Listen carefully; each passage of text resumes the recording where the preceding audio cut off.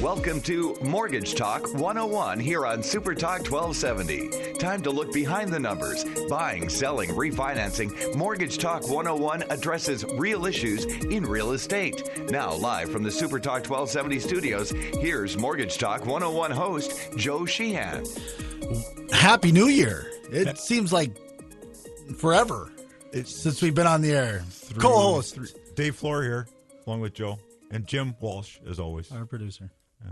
It has been a while. It's 3 weeks, right, guys? Yeah, okay. Yeah. Boy, that's a nice break for you guys. Yeah, exactly. Yeah, well, welcome to Mortgage Talk 101 here, folks. In the new year, 2015, saddling up the stainless steel microphone to the Mortgage Network. I had a 3-week break from you guys. Now I feel like I can handle you the rest of the year. Exactly. It's just you got to get that space, get the relief, so that you can charge back up, hit the microphone. And deal with the cultic personalities that make up Mortgage Talk 101. Yes. Yeah. All right, well, folks. In Mortgageville, we did kind of choose our neighbors, didn't we? We did. We do get to choose our neighbors in Mortgageville. Okay. And it looks nothing like Whoville. No. The borrowers and buyers did get a Christmas present. What's the news? They got a Christmas present over the holidays. Awesome. Interest rates got better.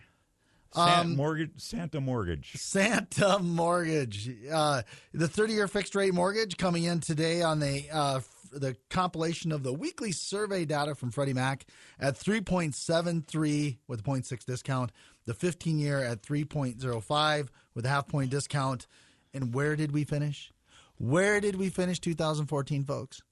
Where? 3.87 with a 0.6 discount and 3.15 with a 0.6 discount. Okay. And right before Christmas, the day before Christmas Eve, that most hallowed of eves, yeah, 3.83, so and 0.6 and 3.1 and 0.6. So down from it went up slightly New Year's week, and then but really, if you go before Christmas, the 30-year fixed at 3.83 and the 15 at 3.1.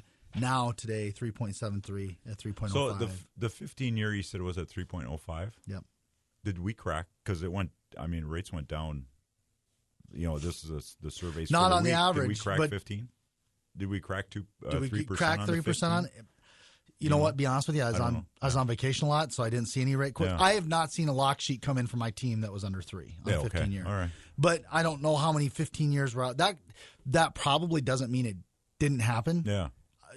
Honestly, because it's an average, it must have happened. Yeah, because that's pretty darn close. So somebody probably did get a rate under 3%. Yeah. The problem is quite honestly, it was probably a missed opportunity by most people because who was looking for a loan for a 15-year fixed rate loan over New Year's? Yeah, the New Year's. There was somebody that got it. Somebody got it somewhere. Somebody did. Probably. Where was it that Bugs Bunny was always going? Albuquerque. Yeah. So somebody in Albuquerque got it. There we go. We'll go with that. Maybe somebody in Elmont got it. Yeah. Maybe somebody in Elmont got it. Or Alexander or something. Alexander would certainly be a possibility. Perhaps. Yeah. But it does stand to reason that would have been available. Yeah. Although that 3.05 is coming with a discount. Yeah. So maybe to get under 3, they might have had to pay a discount to get there. But probably not worth it. Yeah. But the idea of rates returning under 3, because in 2014, we know that every financial economic prognosticator was saying that rates would go up in 2014, except folks, one place where you heard it different. And that was here, where we said that rates could actually get back down into the 3s. Two dumb guys who interview smart guys. Yep. Said, hey, listen, there's no reason to believe that rates could not return back to the 3s on the 30-year fixed rate, given the economic situation. And we finished in the 3s. In the 3s. And see, we're dumb guys, but we listen well. We do. We ask the smart guys like Bill Bodner, et cetera, and Barry Habib, and we listen. And we listen. Yeah, and we didn't. So then we can claim that we knew this and we were right. And the guys that we listen to, although we hear economists, we don't listen to them. Yeah. Okay. Oh, we like Elliott. But Elliott was wrong. Elliott said rates were going up. Wrong, yeah. Elliott said rates. We like him. He's so much fun. He is because he has the blog Laughs and Graphs. Yeah. And he does do an amazing job of capturing an economic insight in 70 words or less. He does. That is very cool. I can't remember the one that I was reading over the holidays, but it had to do with Christmas purchases. Oh. And it was really remarkable how he related the whole Christmas purchase thing to the economy and its impact. So, in fact, speaking of him today, you got one from him. Well, this has to do with interest rates. Okay. So, because pretty soon we'll be getting all the prognostications. Yes. Pretty soon we'll be getting what's going to happen in 2015. Although, what's funny about that is no one's been fast to put them out. Yeah. I haven't got any. I've seen a couple on different topics. Yeah. But nothing in the big picture general thing. Yeah. You're right, the big picture with interest rates, because I think that for one of the things that economists are sought for at this time of year is really the interest rate projection. Mm-hmm. What are interest rates going to do? Because it has to do with the heat in the economy. And they were so wrong. And they've been so wrong year after year after year after year that I hear that some of them are actually going into the weather because they feel like they got a better shot. Yeah, better shot, yeah. And I think that if you haven't ever heard of that, folks, there's supposedly a study out there that says that the weathermen are actually more accurate than economists, and I have not seen anybody rush out with their 2015 economic projection. I don't think so. And so this Elliott's thing here, with so much global turmoil, the declining yields on U.S. Treasuries isn't surprising as investors across the globe pour money into Treasuries given their status as the world's safest investment. Another reason is that the close to $800 billion in European sovereign euro-dominated debt, equal to almost 6% of all euro-dominated sovereign debt, offers investors negative yields. Add that to a rising U.S. dollar, and the U.S. debt looks pretty attractive. And with U.S. Treasury debt looking – now, remember, U.S. Treasury debt doesn't determine like the 30-year fixed-rate mortgage, but it definitely has an impact on where investors want to put their money. Yeah. And if they want to diversify in long-term fixed debt, they also usually like mortgage bonds. Yeah. And so with that, this bodes well for an early season of low interest rates. It does. And the thing with the economists is they can't predict what's going to happen in Greece or France or wherever that really affects this. Who thought oil under $50 a barrel in January of 2015? Yeah, and you got the dollar is strengthening so much, and not only can people in people in Europe are investing in U.S. markets because they can make money on the difference between the dollar and the euro, for instance. All of that, everything we're talking about is anti-inflationary. Yeah. And folks, what's the enemy of interest rates or low interest rates? Inflation. Yeah. So if there's no inflation on the horizon, guess what? Interest rates probably look to be good. We're going to the break. We're going to come back with the mortgage market update. What should you do? Should you lock? Should you float? What are interest rates going? Sounds back like a plan. after the break with Joe Sheehan, Dave Floor.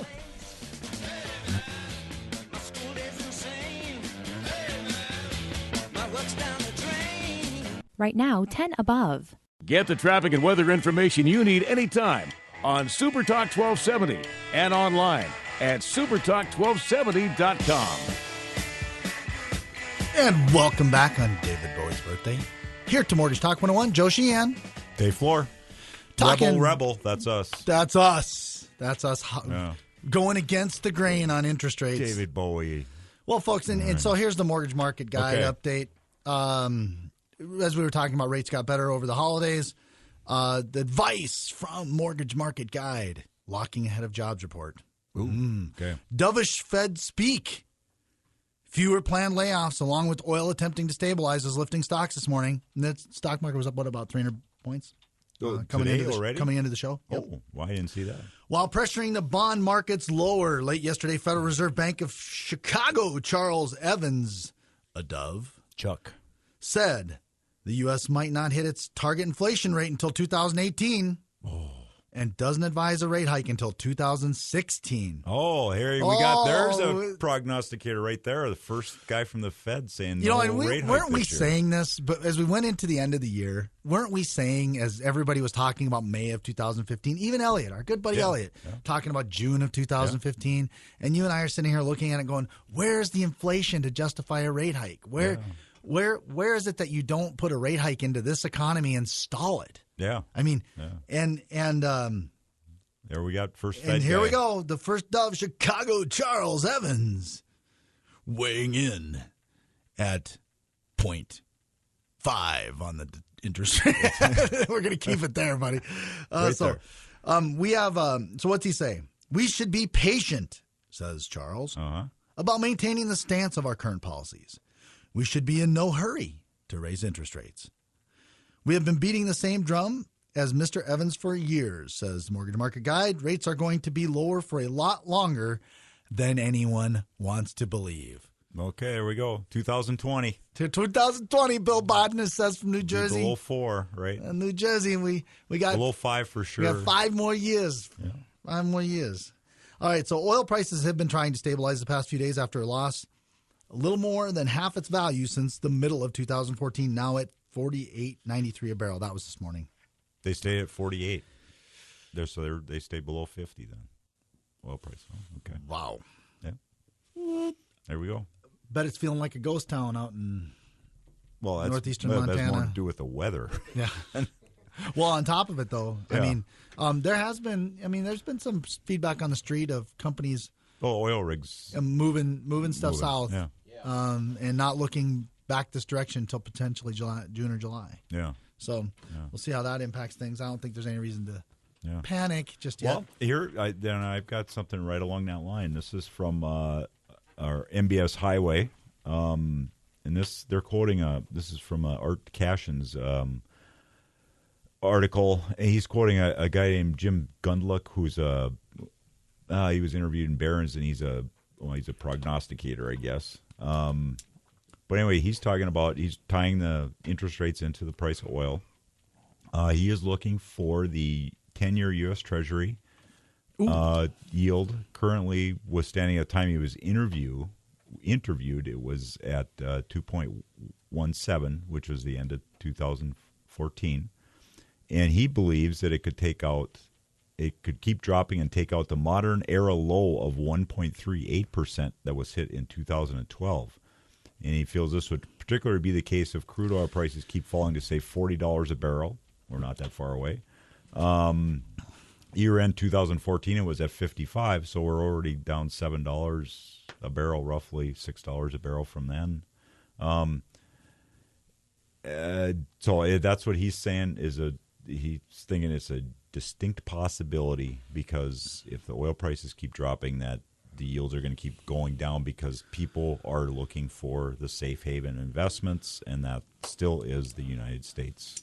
And a treasury at 1.25, as we always say, the 15-year fixed and the 30-year fixed aren't directly impacted by treasury. Yeah, but it's a trend. But one of the things that does happen with such low treasury yields is that you start seeing things like a carry trade, low interest rates like this, and keeping the Fed rate low. You start seeing investors utilize money from places like the Fed and from other places to buy into all fixed debt. Yeah. And use debt to buy debt. Yeah.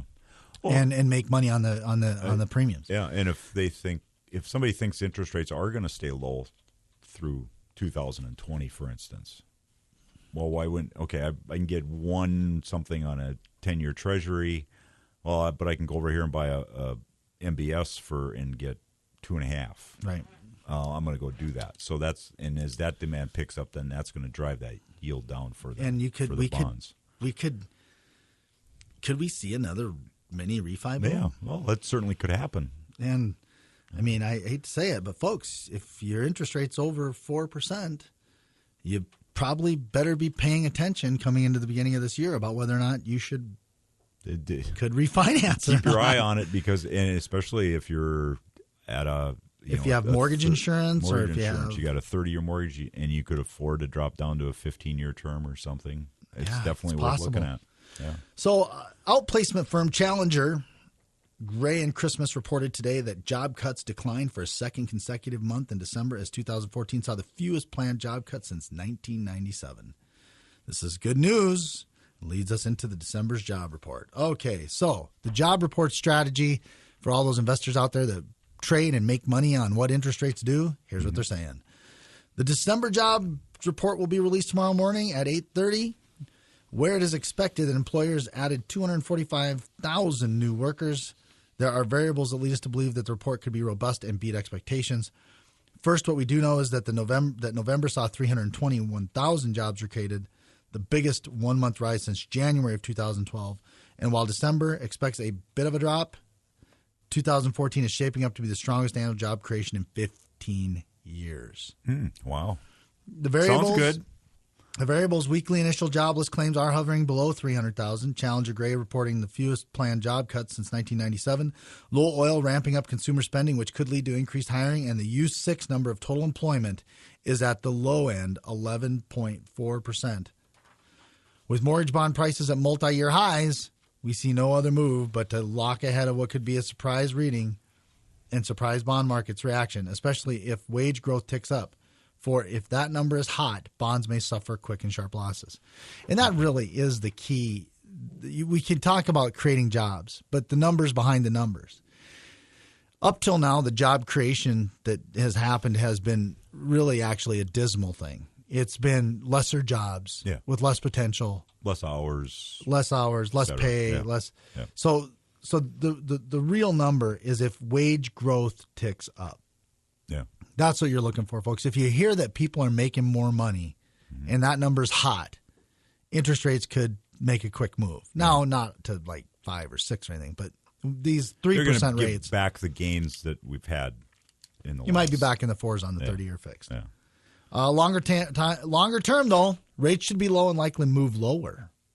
Still thanks to the same themes, Eurodrama, falling global yields, prolonged low oil, strong U.S. dollar, and more. So if you have time, float and understand you may have to stomach some price volatility for now. So basically, if you're in the middle of a construction, if you're in the middle of a long-term thing, no reason to panic. If you're in the short term, if you're trying to refinance or you're trying to buy here in the short term in the next 60 days or so, probably a good idea to get your rate locked in. Funny thing about how like something like oil impacts these things. So oil is bad for interest rates today. Yep. Low oil prices are bad for interest rates today because right now it has an immediate impact of increased consumer spending, which drives the stock market, drives a hotter economy. And when you're driving a hotter economy in the stock market, interest rates tend to go up. Yep. At the same time, low oil prices, long-term, stabilize lower interest rates because if oil prices are low and the economy isn't on fire long-term, low inflation. There you go. Yeah. And low and so when you're sitting there, it's a wonder the economists have problems. We've given economists a hard time. Earlier, but it's no wonder they have such a problem predicting what's going to happen because, well, what does a low interest rate mean? Or what does low oil prices mean to interest rates? Well, it depends. Yeah. Well, and you nailed what MMG was talking about there. It's just that short term, and people can get confused by news stories because they'll say in short term rates could go up because of this. But really the long-term trend of it is what you just said. Is that low oil prices will stabilize rates at a lower level. As long as it's not heating inflation in the economy. Right. Yeah. If low oil prices are the result of an economy that's not using oil at a heated rate, it's better for interest rates. Yeah. All right, folks, we are at the break. We will come back, and we've got, we're going to, FHA. If you got an FHA loan or going to get one, you better be listening up. And President Obama is making a move. Well, HUD is, but he's taking the credit. Right now, 10 above. You're never more than a few minutes from a weather update here on Super Talk 1270.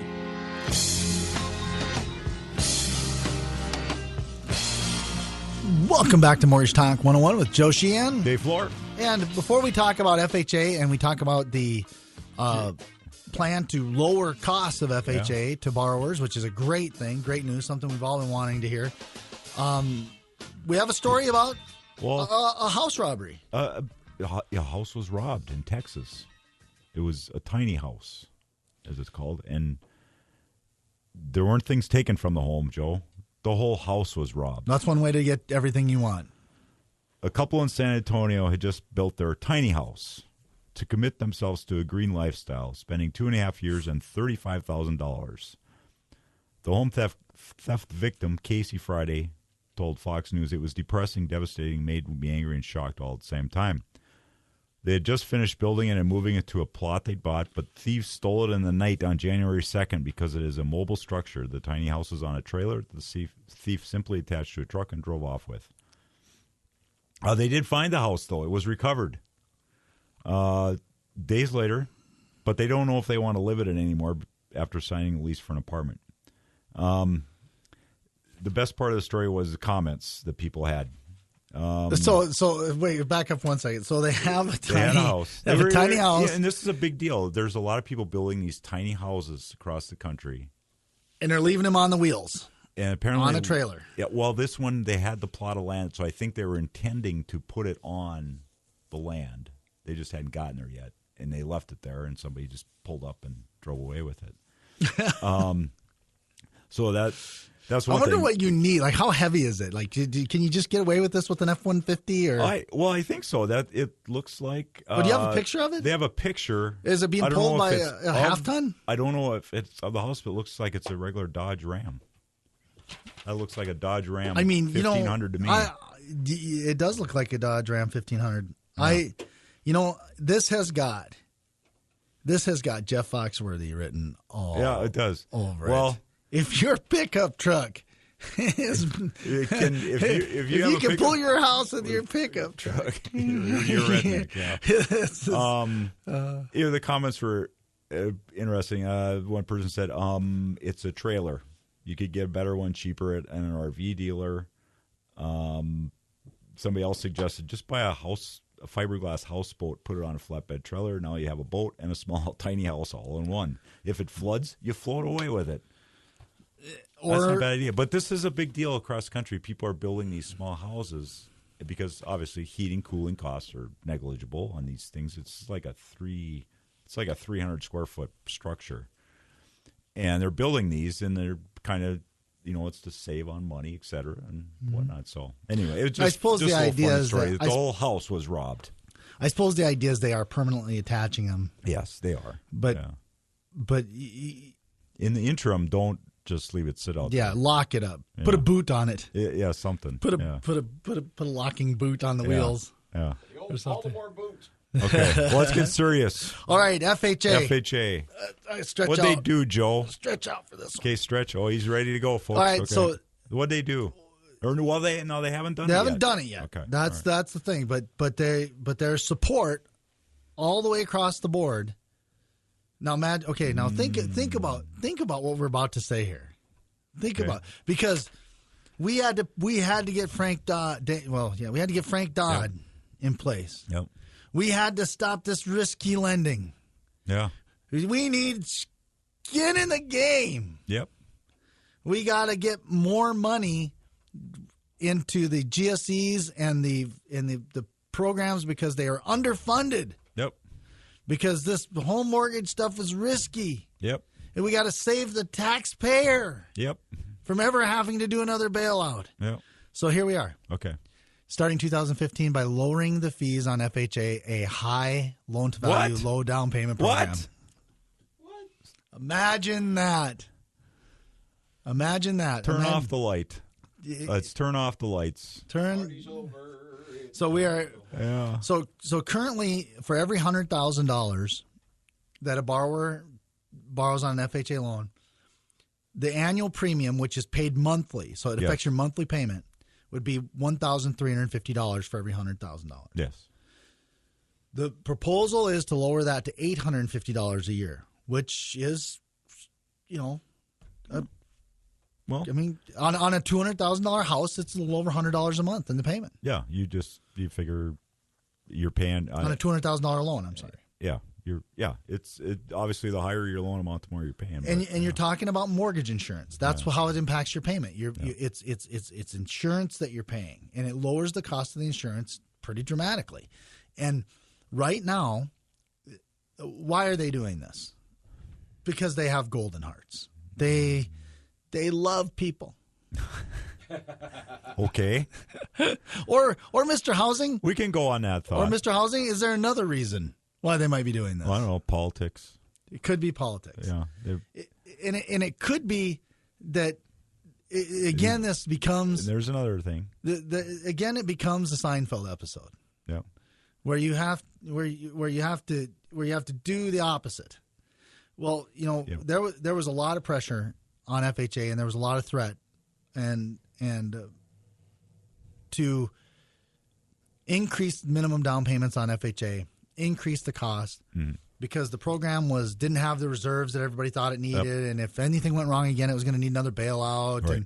and remind you that it needs a bailout only because it gives all the money it makes away. Yes. In the HUD department, there's only one money making entity, and that's FHA. And they have a fund that they could just transfer money from to capitalize this mortgage insurance fund, but they can't. But they don't do that. Yes, it would be kind of like you come home from your job with your paycheck, and your kids tell you that they need to take 90% of your paycheck for their allowance, but then tell you how you don't make enough money. Yeah, right.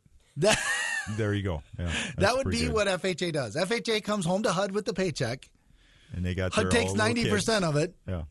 And then HUD talks, and then everybody talks about how FHA doesn't have enough money. Yeah. Mm-hmm. So that's how this works. But anyway, so they raised the premiums. They started charging borrowers more, the $1,350 per 100,000. The consequence is in the meantime, private mortgage insurance companies was recovering from the crash of 2000. and they started getting more competitive. Yes. And so right now, if you were to go and get a loan officer's quote, you'd actually maybe have a little higher interest rate on a conventional loan. Mm-hmm. But if you don't have 20% down, the payment might be lower than an FHA loan. Driven by your credit score. Driven by your credit score and the cost of the private mortgage insurance versus the cost of the FHA insurance. Yep. And so all of a sudden, more and more borrowers are going back to choosing conventional loan options. So FHA...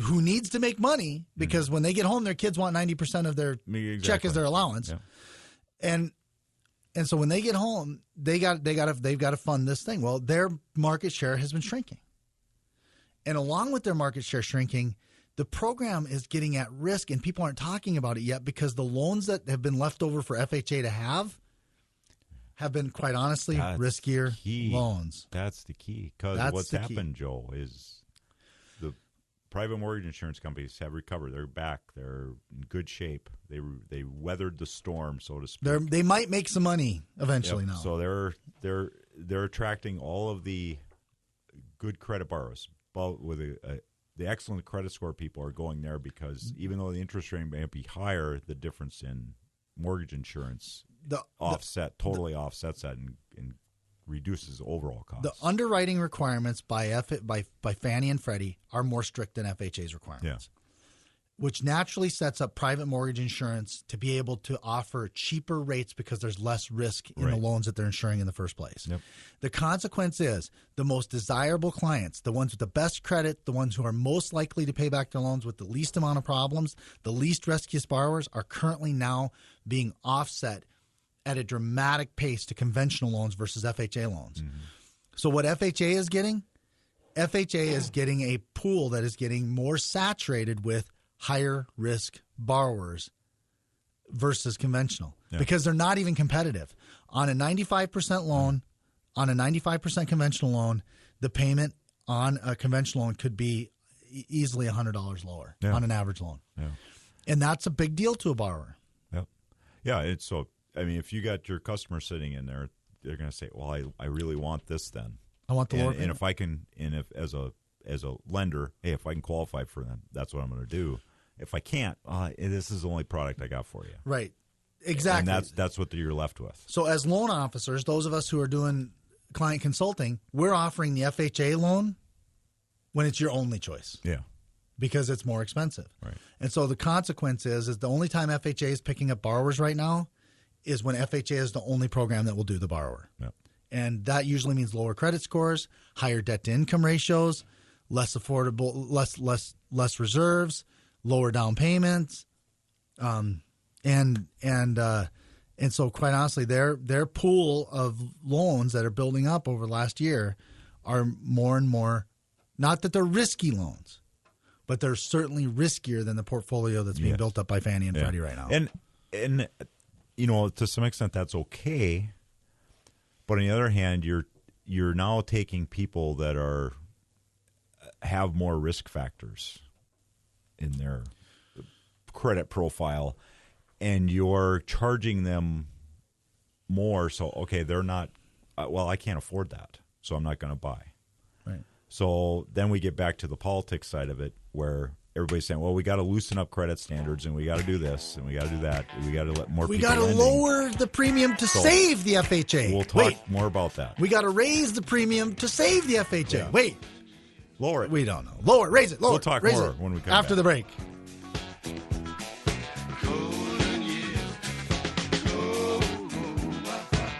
Right now, 10 above. Get the app called Radio Pup for your iPhone and take us everywhere you go.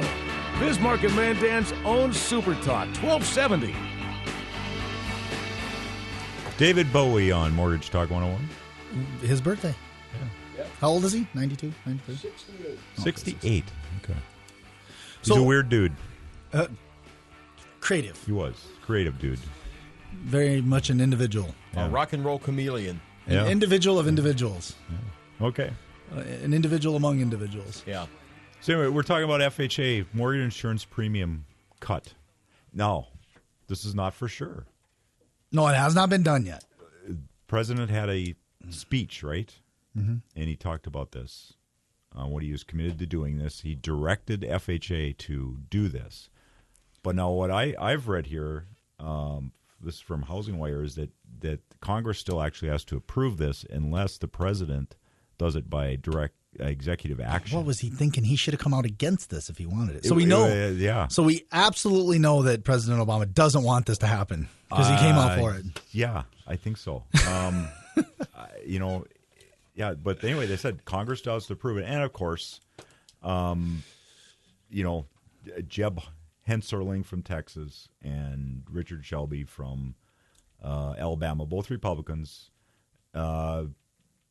people feel that they will publicly and aggressively attack a move to lower FHA premiums because they don't like FHA, period, and what it does. So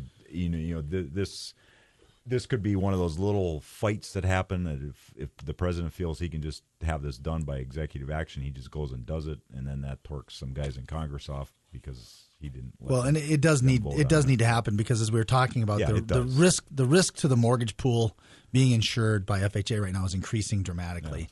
Yeah. They're insuring, like I said, not this doesn't make the loans risky, but they're inordinately insuring the more risky loans. They have more risk within that person's credit profile. Yep. Of the loans available, they are taking on more share of the riskier loans. No, one thing I've said is that, and see what you think of this. FHA, they charge you an upfront premium. Yep.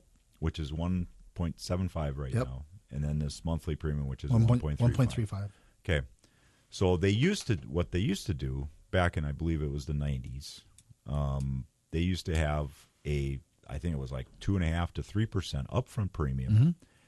Their monthly premium was half a percent. 0.5. And the fund ran pretty darn well. Really good. Up until, everything crashed and FHA became the... Two things happened that drove FHA into the 2004 vintage of business that really... Their market share was going down. So they decided we've got to increase our market share. So they dropped the upfront premium drastically. Like to 2.25 or something. That was lower than that. It was down to 175. Was it 175? So they dropped that, and then they kind of started loosening things up a little bit, and they did that right at the worst time they could have done it because they were trying to get market share back. But there was one other thing they did that was big. 95% cash out. Oh. No, or was it 90 or was it 97.75? Well, that's what you could refinance to. That was the FHA maximum. Yeah. But I think it was 95% cash out refinance. Yeah, I think so. Yeah. And in an environment where appraisals were being inflated. Yeah. And in an environment where those sales being inflated were leading to the comps that were leading to 95% cash outs, really set FHA up for a big loss when the market imploded. Yeah, and it's a small window of loans that you're talking about that really devastated them. Yeah, it wasn't until like the mid 2000s that policy change came about. Right. Yeah, but it was the cash out refinances up to 95% of the value of the home that really made a big impact in FHA's. And then after the 2008, the private mortgage insurance kind of went away a little bit because the companies were struggling. FHA was the game in town. And they really had a pretty good book of business going, I think. But now... But the reserves weren't building fast enough. But there were exactly so. They made these increases, especially to the monthly premium, and you got to the point where we're at today where they were being, I call it adverse selection of what you just described in the previous segment. Naturally adverse selection. Yeah, it's just happened because of what there's better options. They've been politically driven to increase that mortgage insurance fund as much as they can, and they saw that this was the only way to do it, and it has worked. They built the reserve back up, not to where it's mandated in law, up to the proper percentage. But you always feel like you're selling these short-term solutions over the long-term solutions. Yeah. And wouldn't, as a government entity, would it have been better to be more patient with FHA? Yes. And drive them longer term to put on a good balanced book of business that was adequately priced, and versus the constant jerking of reacting to the need to balance the risk. We're gonna, in other words, it's like running your diet like this: eating all vegetables today, because tomorrow I'm gonna eat all candy. Yeah. and then tomorrow, better eat all meat. Because I'm gonna eat all protein. Got to strengthen myself up. So that the next 3 days will be all fruit. Yeah. Because then I'm gonna eat all ice cream. Yeah. Ooh, I want that day. So I mean, it's just you're right. That's what I think Congress has kind of pushed at them that way, and it's created that. Yeah, you and I both talk and have met with personally some of the top FHA officials. Yeah. I've not met Carol. I don't know if you have. But we're talking the phone to us. But the person within a heartbeat of her, Dan, you and I both talked to him and some of their underwriters. I never get the impression from the higher level FHA officials that they don't understand this. No. It seems to me like they understand this. Yeah. Like that they feel moved to make decisions because they're protecting the program from Washington. Kinda. Yeah. They would never say that publicly. They'd never say that in a forum. But it just feels like they'll spell out the consequences to you. Yeah. Like, well, we would do that, Joe, and that makes perfect sense. But then imagine the senator from South Dakota, and then you see it play out, and you go, okay, so basically everybody has to put 10% down because you don't do this, okay, and that it makes sense. I mean, so but the good news for everybody will be hopefully the political pressure will align correctly here to put FHA in a position to offer leaner fees that will result in a better quality portfolio of insurance for FHA. Balance out the mortgage market so that the government option is adequately available right alongside the conventional, and we don't see this, which I think will be better for the private market, because right now, if the private market, who do you look to be innovative and create solutions to increase market share? Well, you look to the private market. Exactly. But if the private market can sit back and just lazily accept the best of the best and have more than enough, are they going to do it? Yeah. No. And so right now you've got the private market being able to basically sit back and go, hey, we're getting all the good stuff anyway. We don't have to take any risk. Yeah. But if FHA gets competitive with the private market, now the private market to grow has to learn where you can take risk and do it in a way to make money and be responsible. And that's what you want to push the private market to do.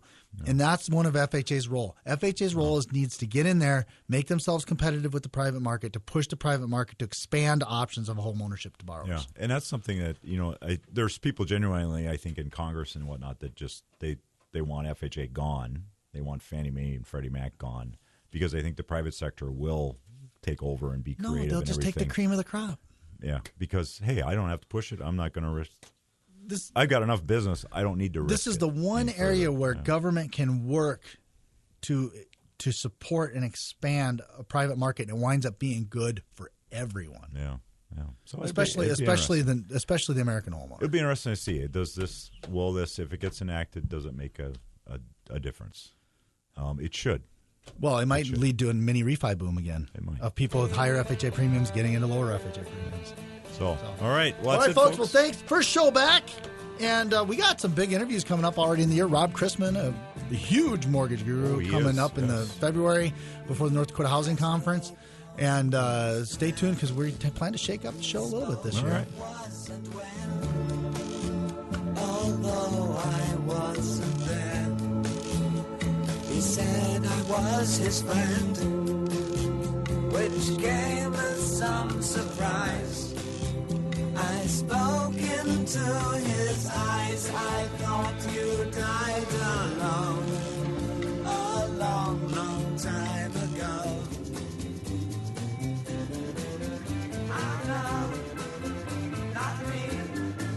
ABC News, Super Talk 1270. Accurate news, stimulating talk.